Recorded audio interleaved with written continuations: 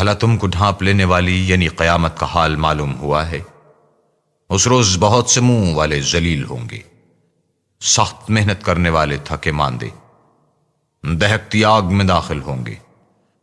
ایک کھولتے ہوئے چشمے کا ان کو پانی پلایا جائے گا، اور خاردار جھاڑ کے سوا ان کے لیے کوئی کھانا نہیں ہوگا جو نہ فربہی لائے نہ بھوک میں کچھ کام آئے۔ اور بہت سے منہ والے اس روز شادماں ہوں گے، اپنے اعمال کی جزا سے خوش دل بہشت بری میں، وہاں کسی طرح کی بکواس نہیں سنیں گے۔